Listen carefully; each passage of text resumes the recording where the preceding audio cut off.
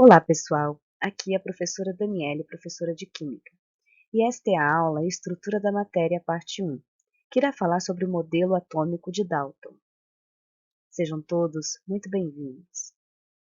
Estrutura da matéria. Desde a antiguidade, o ser humano tenta encontrar respostas para compreender a natureza e tudo o que o cerca. Com o intuito de explicar essas observações, filósofos antigos especulavam sobre a natureza da matéria. Uma descrição mais elaborada ocorre por volta de 400 anos antes de Cristo, quando filósofos gregos propuseram a chamada teoria atomista. Demócrito e Leucipo consideravam que a matéria seria descontínua e formada por elementos extremamente pequenos e indivisíveis, os átomos. Em virtude do seu caráter materialista, a teoria atômica não obteve apoio nos meios científicos e culturais. E também não teve muitos adeptos, sendo logo esquecida e abandonada. A teoria dos elementos princípios de Empédocles, adotada por Aristóteles por volta de 380 a 322 anos a.C., prevaleceu ao longo dos séculos, vindo a servir, por interpretação errônea, de base teórica para a alquimia. Além de adicionar o éter como quinto elemento, Aristóteles atribuiu aos elementos 4 propriedades. Essas são quente e frio, seco e úmido. Cada um desses elementos poderia se transformar em outro pela adição ou pela remoção das características que tinham em comum. Para ilustrar as teorias químicas, os cientistas criam modelos. Entre os diversos modelos atômicos existentes, será apresentado os modelos de Dalton, Thomson, Rutherford e Bohr. Nós vamos iniciar com o modelo de Dalton, o átomo esférico. Com os trabalhos baseados em fatos e evidências experimentais, John Dalton, entre 1803 e 1808, retoma a ideia do filósofo grego Demócrito para explicar a composição das substâncias.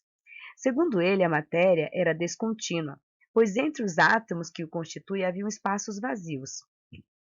A teoria atômica de Dalton, publicada em 1808 com o título Novo Sistema da Filosofia Química, era que toda a matéria seria composta por átomos. Todos os átomos de dado elemento químico seriam idênticos, e átomos de espécies diferentes apresentavam massas diferentes. No modelo de Dalton, os átomos eram partículas fundamentais, maciças e esféricas, que não podiam ser criadas, destruídas, divididas ou transformadas em outras.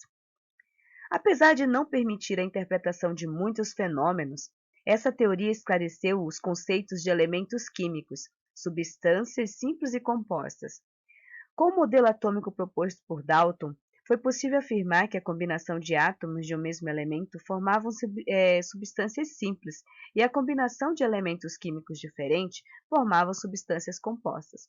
Nós podemos tirar aí como o principal fator nessa teoria, nesse modelo, na verdade, é que ele defendia, então, principalmente que o átomo era uma esfera maciça, né, que não podia ser criada, não podia ser destruída, não podia ser dividida e nem ser transformada no seu estado fundamental.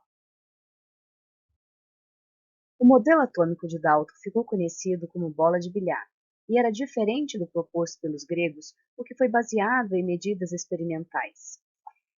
O modelo proposto por Dalton explicava adequadamente as leis ponderais, lei da conservação das massas, que é a lei de Lavoisier, e lei das proporções definidas, lei de Proust. Pelo fato de explicar muitas propriedades dos átomos, esse modelo foi uma grande inovação em termos de conhecimento científico. E aqui finalizamos a nossa primeira aula, né, sobre a estrutura da matéria, parte 1. Desde já agradeço a todos vocês e estou aberta às dúvidas. Tchau!